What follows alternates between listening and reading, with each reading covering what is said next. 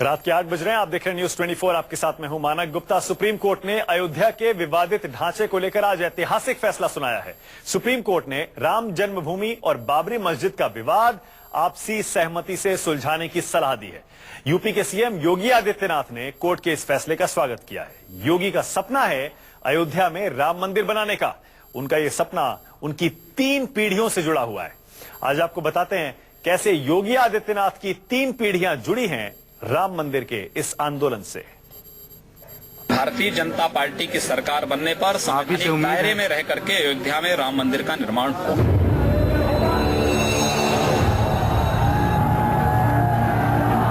यही सपना है यूपी के मुख्यमंत्री योगी आदित्यनाथ का।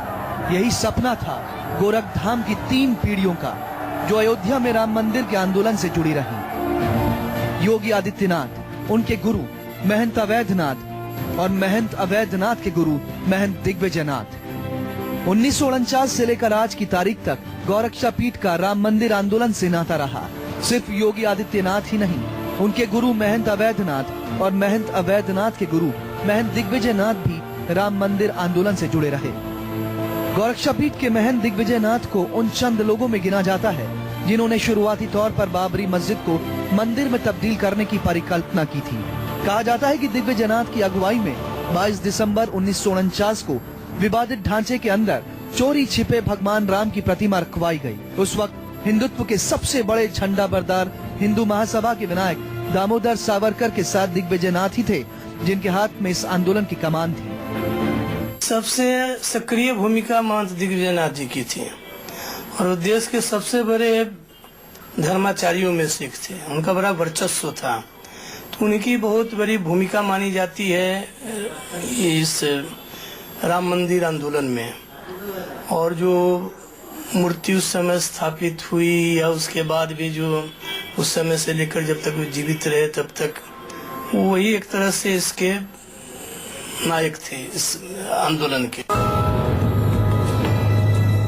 दिग्विजयनाथ के निधन के बाद उनके शिष्य महंत अवैधनाथ ने राम मंदिर आंदोलन को आगे बढ़ाया। उनके बारे में कहा जाता है कि 6 दिसंबर 1992 को अयोध्या में विवादित ढांचा ढहाने की रूपरेखा बनाने में उनकी भूमिका भी थी। इस आंदोलन ने उत्तर प्रदेश में भारतीय जनता पार्टी के लिए सत्ता तक पहुंचने का रास्ता तैयार किया था।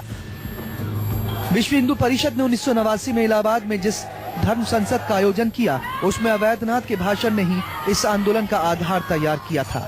अवैधनाथ ने उस वक्त कहा था, हमें संघर्ष टालने के लिए किसी दूसरी जगह पर राम मंदिर बनाने की सलाह दी जा रही है। ये सलाह ठीक वैसी ही है जैसे रावण से युद्ध टालने के लिए भगवान राम को किसी दूसरी सीता से विवाह करने के लिए कह दिया जाए। ये भी आंदोलन में, राम जन्मभूमि आंदोलन में परमहंस जी, वामदेव जी, अशोक सिंघल जी, महंत अवैधनाथ जी लोग सब सर्वोच्च नेता थे। इन महंत अवैधनाथ जी बहुत सरल स्वभाव के थे, बहुत मधुर बोलते थे, काम करते थे लेकिन मधुर भाषी थे। अवैधनाथ के बाद योगी आदित्यनाथ ने भी उसी परंपरा को आगे बढ़ाया। योगी आदित्यनाथ ने अपने गुरुओं की तुलना में राम मंदिर के आंदोलन को और तेजी से आगे बढ़ाया। कट्टर हिंदुत्ववादी छवि के योगी आदित्यनाथ राम मंदिर बनाने के धुर समर्थक रहे। इस विधानसभा चुनाव में भी उन्होंने राम मंदिर के मुद्दे को कभी दबने नहीं दिया, मुद्दे को जोर शोर से उठाया। Bureau report, news 24। अयोध्या में करीब 23 साल पहले गिराई गई बाबरी मस्जिद देश में आज भी सबसे संवेदनशील मुद्दा है। लेकिन क्या ये विवाद अचानक एक दिन में पैदा हुआ? आज आपको बताते हैं वो कहानी जो इस सबसे बड़े विवाद के पीछे है। 66 साल पहले का वो दिन जब अयोध्या में अचानक आधी रात को हुआ भगवान राम का जन्म।